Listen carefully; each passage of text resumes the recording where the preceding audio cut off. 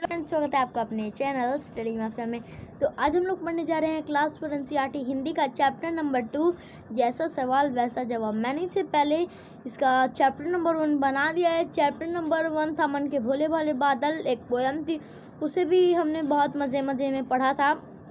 तो अगर आपने उस वीडियो को नहीं देखा है मन के भोले भाले बादल के वीडियो को, तो आप उसको भी जाके देख सकते हैं। अगर देखा है तो वेरी गुड, अगर नहीं देखा है तो कोई दिक्कत की बात नहीं है। डिस्क्रिप्शन बॉक्स में उसका मन के भोले भाले बादल का पार्ट 1 और पार्ट 2 का लिंक दिया गया है। उन दोनों को आप लोग जाके देख लीजिए, आप लोग देख लेंगे उस वीडियो को। तो आइए विदाउट डिले अपने इस चैप्टर नंबर 2 जैसा सवाल वैसा जवाब को शुरू करते हैं। तो जैसा सवाल वैसा जवाब, ये हमारा एक चैप्टर है, तो इसको देखते हैं इसमें क्या बताया गया है। देखिए इसको जूम करके। बादशाह अकबर अपने मंत्री बीरबल को बहुत पसंद करते थे। इसमें एक बादशाह की कहानी बताई जा रही है। बादशाह अकबर बीरबल का नाम आपने सुना होगा। तो वैसे ही एक पोयम है, पोयम इस चैप्टर है। बादशाह अकबर अपने मंत्री, बादशाह अकबर एक बादशाह थे, वो अपने मंत्री, मतलब जैसे होता है ना दरबार में सबसे बड़ा कौन होता है, राजा होता है, बादशाह होता है, उसके मंत्री होते हैं। तो जो बादशाह राजा अकबर थे वो अपने मंत्री बीरबल को बहुत पसंद करते थे। ठीक है, जो बादशाह अकबर थे वो किसको बहुत पसंद करते थे, अपने मंत्री बीरबल को बहुत पसंद करते थे। कौन, बादशाह अकबर जो थे अपने मंत्री को बहुत पसंद करते थे। बीरबल की बुद्धि के आगे बढ़ी नहीं चल पाती थी, मतलब बीरबल जो इतनी उनकी बुद्धि चलती थी, मतलब वो उनका दिमाग इतना फास्ट चलता था कि उनके आगे बड़ों की भी नहीं चल पाती थी। इसी कारण कुछ दरबारी बीरबल से जलते थे। इसी कारण कि उनके वो बहुत चतुर थे और उनके सामने कोई नहीं टिक पाता था। उनसे बहुत सारे दरबारी क्या होते थे, जलते थे। मतलब जलना मतलब हम लोग किसको कहते हैं, मतलब आग से नहीं जलना। जलना मतलब होता है किसी की ऊंचाइयों को छूते हुए देखना, मतलब कि हो रहा है कोई किसी के हम लोग ऊंचाइयों को, हाँ ये आदमी बहुत बड़ा हो रहा है, इसके पास पैसे आ रहे, तो लोग जलते हैं ना, उसी को हम लोग जलना बताया जाए ना। तो कुछ जो दरबारी थे वो बीरबल की बुद्धि से बहुत जलते थे। वे बीरबल को मुसीबत में फंसाने के तरीके सोचते, मतलब वो हर बार बीरबल को मुसीबत में फंसाने के तरीके सोचते रहते थे। कौन, जो दरबारी थे वहाँ के। ठीक है, चलिए आगे देखते हैं कि हम लोग बीरबल को कैसे फंसा सकते हैं। क्या बोल के जो बादशाह है उनको सामने हमेशा बीरबल को फंसाने के तरकीब ढूंढते रहते थे, पर बीरबल कभी नहीं उनसे फंसते थे। ठीक है, बताया गया ना कि बीरबल बहुत बुद्धिमान थे इसी के कारणवश। चलिए अब देखते हैं नेक्स्ट। ये रहा, हाँ, फंसाने के तरीके सोचते रहते थे। एक सेकंड, चलिए अब देखते हैं। देखिए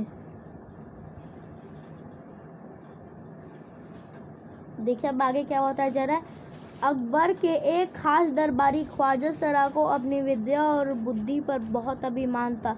बीरबल को तो वो अपने सामने नीरा बालक और मूर्ख समझते थे, लेकिन अपने ही मानने से तो कुछ होता नहीं। दरबार में बीरबल की ही तूती बोलते और ख्वाजा साहब की बात ऐसे लगती थी जैसे नाक खारने में तूती की आवाज़। ठीक है, इसमें क्या बताया जा रहा है, अकबर के खास दरबारी, मतलब अकबर बताया गया ना कि अकबर एक बादशाह थे, तो उनके खास दरबारी थे जिनका क्या नाम था, ख्वाजा सरा। तो ख्वाजा सरा अकबर के खास दरबारी थे। जो ख्वाजा सरा क्या करते थे, ख्वाजा सरा को अपनी विद्या और बुद्धि पे बहुत अभिमान था। मतलब ख्वाजा सरा को ऐसा लगता था कि मुझसे मुझसे तेज कोई है ही नहीं, इसीलिए उनको अपनी विद्या और बुद्धि पे बहुत अभिमान था। अभिमान मतलब उड़ना, कि हाँ मुझसे तेज तो कोई हो ही नहीं सकता, मुझसे बुद्धिमान तो कोई हो ही नहीं सकता, उसी को हम लोग क्या बोलते हैं, अभिमान था। ठीक है, तो उनको अपनी विद्या और बुद्धि पर बहुत अभिमान था। किसको, ख्वाजा सरा को। नेक्स्ट है, बीरबल को तो वो अपने सामने नीरा बालक और मूर्ख समझते थे। मतलब वो अपने सामने, ये जो बीरबल थे, बीरबल जो ख्वाजा सरा थे अपने सामने बिरबल को नीरा मूर्ख समझते थे। मतलब बिरबल तो बहुत स्मार्ट थे, लेकिन जो ख्वाजा सरा थे उनको अपने विद्या और बुद्धि पर इतना अभिमान था कि वो क्या करते थे, वो अपने सामने जो अकबर थे उसको नीरा बालक और मूर्ख समझते थे। मतलब नीरा बालक मतलब छोटा बालक जिसको कुछ नहीं आता, और मूर्ख समझते थे मतलब पागल, उसको कुछ नहीं समझ आता, ये समझते थे। लेकिन अपने ही मानने से तो कुछ होता नहीं। तो जैसा कि आपको बताया गया कि अकबर बहुत स्मार्ट थे, तो ख्वाजा सरा उनको सामने नीरा बालक, छोटा बच्चा और मूर्ख मानते थे। पर मैं भी कोई भी मान सकते कि मैं बहुत अमीर हूँ, तो अमीर होगी वो अमीर थोड़ी हो गया। मतलब अमीर अगर पैसे हो तो ठीक है, नहीं तो सब कोई अपने आप को बहुत बड़ा मानता है, सब कोई बुद्धिमान थोड़ी है ना। तो वही बताया जा रहा है, ठीक है। तो चलिए आगे देखते हैं। दरबार में बिरबल की तो तूती बोलती और ख्वाजा साहब की बात ऐसे लगती थी जैसे नकार खाने में तूती की आवाज़। इसका मतलब क्या है देखिए, ये इसमें बताया जा रहा है। लेकिन अब यहाँ दरबार में बिरबल की ही तूती बोलती, मतलब तूती मतलब क्या होता है, उसी की बात चलती थी। मतलब दरबार में थी सिर्फ बिरबली की बात चलती थी। मतलब तूती मतलब उसी की बात चलना, तो जो दरबार में सिर्फ बिरबली की बात चलती थी। और ख्वाजा साहब की तो बात ऐसे, मतलब ख्वाजा सरा की बात ऐसी लगती थी, मतलब ख्वाजा सरा जो बोलते तो उनकी बात क्या ऐसी लगती थी जैसे नखार खाने में तूती की आवाज़। नखार खाना क्या होता है, मतलब कोई फैक्ट्री होता है, उसमें मशीन होता है, उसके फालतू की आवाज़ होती है ना, तो उसी को हम लोग कहते हैं नखार खाने में तूती की आवाज़। मतलब फालतू आवाज़ लगती थी किसकी, ख्वाजा साहब की, ठीक है। ख्वाजा साहब की चलती तो वे बिरबल को हिंदुस्तान से निकलवा देते। लेकिन निकलवाते कैसे, मतलब अगर ख्वाजा साहब की हिंदुस्तान में चलती तो क्या करते, सबसे पहले सब काम छोड़ के अगर ख्वाजा सरा के हिंदुस्तान में चलती, उन जो बोले वही होता, तो क्या करते, सबसे पहला काम कुछ करे ना करे, सबसे पहला काम क्या करते हैं कि जो बिरबल था उसको हिंदुस्तान से निकलवा देते। पर निकलवाते कैसे, मतलब निकलवाते कैसे का मतलब है, पर वो तो थे नहीं, तो निकलवाते कैसे बिरबल को। नेक्स्ट दिया है, एक दिन ख्वाजा ने बिरबल को मूर्ख साबित करने के लिए बहुत सोच विचार किया और कुछ मुश्किल प्रश्न सोच लिए। मतलब एक दिन ख्वाजा सरा तो पता है ना बिरबल को हमेशा फंसाने की तरकीब सोचते रहते थे, तो एक दिन उन्होंने बहुत ज़्यादा सोच विचार करके कुछ सवाल सोचे बिरबल को फंसाने के लिए। बहुत सोच विचार किया और कुछ मुश्किल प्रश्न सोच लिए बिरबल के लिए, और उन्होंने सोच लिया हाँ बिरबल को तो बताने बिरबल ये सारे सवाल नहीं बता पाएगा, तो उन्होंने कुछ मुश्किल प्रश्न ढूंढ लिए। उन्हें विश्वास था कि बादशाह उन प्रश्नों को सुनकर बिरबल के छक्के छूट जाएंगे।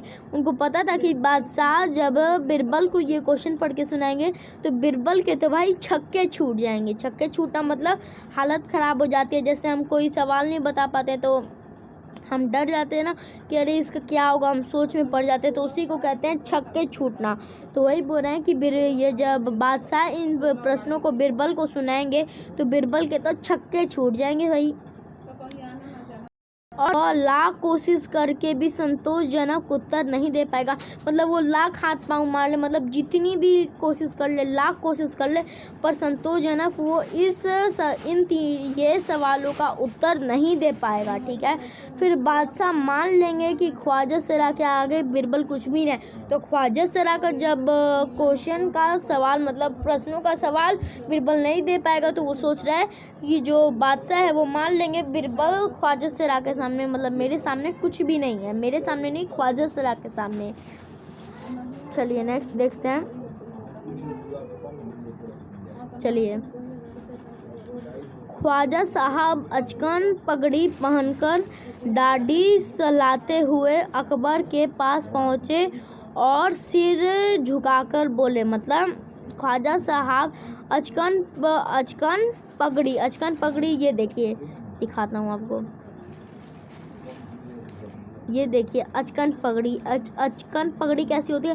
पगड़ी तो आपने देखी होगी, ये हम लोग शादी में पहनते हैं, सहबाला जो होता है, फिर दूल्हा ये पगड़ी पहनते हैं। अचकन पगड़ी कैसी होती है? वो पगड़ी तो होती है पर उसका सामने वाला थोड़ा सा ऐसे निकला हुआ होता है और फिर ऐसे बंधा हुआ होता है, ठीक है। तो उसी को हम लोग क्या कहते हैं? अचकन पगड़ी कहते हैं। तो वो अचकन पगड़ी पहने, दाढ़ी सहलाते हुए, जो ख्वाजा सहलाते हैं वैसे ही अचकन पगड़ी पहने, अपना दाढ़ी मतलब दाढ़ी इतना बड़ा बड़ा बढ़ा रखा होगा, तो उसी को सहलाते अकबर के पास पहुँचे। मतलब अकबर जो बादशाह थे उनके पास पहुँचे और फिर अपना सिर झुका लिया, क्योंकि वो बादशाह थे अकबर, इसीलिए उनके सामने उन्होंने सिर झुका लिया। बिरबल बड़ा बुद्धिमान बनता है, आप भी उसकी लंबी चौड़ी बातों में धोखा में आ जाते हैं। तो उसने क्या बोला? बिरबल बहुत बुद्धिमान बनता है। जो ख्वाजा सहलाते हैं उन्होंने बोला कि बिरबल तो बहुत बुद्धिमान बनता है ना, मतलब बहुत चतुर बनता है ना, आप भी उसकी लंबी चौड़ी बातों में धोखा खा जाते हैं। तो वो बता रहा है कि ये बिरबल तो अपने आप को बहुत बुद्धिमान बनता है और आप भी, मतलब अकबर को कह रहा है, और आप भी उसकी लंबी चौड़ी, मतलब बहुत लंबी लंबी बातें करते हैं ना, उसकी लंबी चौड़ी बातों में धोखे में आ जाते हैं। मतलब जो लंबी चौड़ी बातें करते हैं आप भी उसमें धोखे में आ जाते हैं कि हाँ हाँ ये सच बोल रहा है, हाँ हाँ आप मिला देते हैं, तो आप उसमें धोखे में आ जाते हैं। मैं चाहता हूँ कि आप मेरे 3 सवालों के जवाब पूछकर उसके दिमाग की गहराई नाप ले। तो कह रहा है ये, मतलब ख्वाजा सहला कह रहे हैं कि मैं चाहता हूँ कि मैंने कुछ 3 सवाल तैयार किए हैं, आप उसे पूछकर उसके दिमाग की गहराई नाप लें कि वो कितना सोच सकता है और बुद्धिमान है कि नहीं, ठीक है। तो चलिए आगे देखते हैं। उस नकली अकल बहादुर की अकल बहादुर की कलाई खुल जाएगी। कलाई मतलब वो बता रहे हैं कि उस नकली अकल बहादुर, मतलब वो जो सिर्फ नकली बहादुर बनता है ना कि हाँ मुझ में बहुत अकल है, नकली बहादुर की कलाई मतलब जितने भी उसके छक्के हैं सब छूट जाएंगे, और कलाई मतलब जितने भी पोल है सब खुल जाएगी कि उसे कुछ नहीं आता, वो ख्वाजा सहला के सामने कुछ नहीं है, ठीक है। उसके बाद ख्वाजा के अनुरोध करने पर अकबर ने बिरबल को बुलाया और उसने कहा, बिरबल मतलब ख्वाजा सहला ने बहुत अनुरोध किया, बहुत प्लीज़ किया, तो उनकी बात मान के अकबर बादशाह थे, उन्होंने बिरबल को बुलाया और उनसे कहा, मतलब बिरबल से कहा अकबर ने, बिरबल परम ज्ञानी, बिरबल कहते हैं बिरबल को परम ज्ञानी, मतलब तुम्हें बहुत ज्ञान है, उसी को कहते हैं परम ज्ञानी, ख्वाजा साहब तुमसे 3 प्रश्न पूछना चाहते हैं। कह रहा है कि जो ख्वाजा साहब है वो तुमसे 3 प्रश्न पूछना चाहते हैं, क्या तुम उनके उत्तर दे सकोगे? क्या मतलब क्या जो वो सवाल पूछे, क्या तुम उनके उत्तर दे सकोगे? क्या तुम उनके उत्तर देना चाहते हो? तो बिरबल ने कहा, हाँ। तो बिरबल बोले, जहाँ पना मतलब ज़रूर जहाँ पना को हम लोग क्या बोलते हैं? ज़रूर। कहा ज़रूर दूंगा। तो कहता है हाँ क्यों नहीं, ज़रूर दूंगा, खुशी से पूछें। कहा हाँ जो वो क्वेश्चन पूछेंगे उनके आंसर ज़रूर दूंगा, खुशी से, मतलब प्रश्न होके पूछें, खुशी से पूछें। नेक्स्ट है, ख्वाजा साहब ने अपने 3 सवाल लिखकर बादशाह को दे दिए। मतलब जो ख्वाजा सहला ने जो क्वेश्चन सोचे थे उनको तीनों को कॉपी पेन या फिर किसी चीज़ पे लिख के इसको अकबर को दे दिए। अकबर ने बिरबल को, हाँ ठीक है, अकबर ने बिरबल से ख्वाजा सहला का पहला क्वेश्चन, मतलब पहला प्रश्न पूछा। अकबर जो बादशाह थे उन्होंने बिरबल से ख्वाजा सहला ने जो 3 प्रश्न दिए थे उसका पहला प्रश्न पूछा, ठीक है। तो पहला प्रश्न क्या था? संसार का केंद्र कहाँ है? ओ यार सोचो कितना हार्ड क्वेश्चन है कि संसार तो इतना बड़ा है, तो आपको बताना है कि संसार का केंद्र कहाँ है। संसार तो इतना बड़ा, तो कैसे नापेंगे? तो उन्होंने यही पूछ दिया संसार का केंद्र कहाँ है। अब आप लोग थोड़ी सी मेहनत करो कि कहाँ हो सकता है संसार का केंद्र, ठीक है। सोच लिया? बहुत बच्चे नहीं बता पा रहे हैं, सब बच्चे फंस गए। तो चलो देखते हैं बिरबल ने इसका क्या उत्तर दिया, फिर दिया या फिर नहीं। तो बिरबल को मुझे जहाँ तक लग रहा है उन्होंने दे दिया होगा। उनका उत्तर देखते हैं उन्होंने क्या उत्तर दिया है। बीरबल ने तुरंत जमीन पर अपनी छड़ी गड़ाकर उत्तर दिया। मतलब बीरबल हमेशा एक अपने साथ छड़ी कैरी करते थे, छड़ी रखते थे, तो उन्होंने तुरंत जो उनकी छड़ी थी उसको ज़मीन पर रख के, छड़ी गड़ाकर ज़मीन पर रख कर क्या कहा, उत्तर दिया, यही स्थान चारों ओर से दुनिया के बीचों बीच पड़ता है। मतलब ये स्थान जहाँ पे मैंने अपनी लकड़ी गाड़ी है वही दुनिया के बीचों बीच पड़ता है। यदि ख्वाजा इन्होंने ये उत्तर दिया। यदि ख्वाजा साहब को विश्वास ना हो तो मतलब बता रहे, अगर ख्वाजा साहब को इस बात पे विश्वास ना हो तो फीते से सारी दुनिया को नाप कर दिखा दे। मतलब कहना है अगर ख्वाजा सरा को विश्वास नहीं है कि ये आंसर या फिर उत्तर सही है तो पूरी दुनिया को नाप के देख ले। तो बीरबल ने ऐसा आंसर दिया, पूरी दुनिया को तो हम लोग नहीं नाप सकते हैं चारों तरफ से। तो ये भाई बीरबल का आंसर सही गया। ठीक है, तो नाप कर देख दे कि मेरी बात गलत है या फिर सही। तो बोले कि अगर विश्वास नहीं है तो चारों ओर से दुनिया को नाप के देख ले, अगर मेरी बात गलत है तो उनको बोल दीजिए। तो कोई तो दुनिया को नाप नहीं सकता, तो इसीलिए उनका आंसर सही हो गया। अकबर ने दूसरा प्रश्न किया। जो बादशाह अकबर थे उन्होंने अपना दूसरा क्वेश्चन पूछा, मतलब दूसरा प्रश्न किया। आकाश में कितने तारे हैं? जैसा कि हमें पता है कि जो तारे होते हैं वो अनलिमिटेड होते हैं। अनलिमिटेड मतलब जिसको गिना नहीं जा सकता है। तो वही सवाल पूछा, जो आकाश है उसमें कितने तारे हैं टोटल? तो बीरबल ने एक भेड़ मंगवा कर कहा। बीरबल बोले ठीक है, मैं वो तो बताते रहूँगा, पहले आप एक भेड़ का जुगाड़ करिए, मतलब पहले आप मेरे सामने एक भेड़ को लाइए। तो भेड़ मंगवाया गया।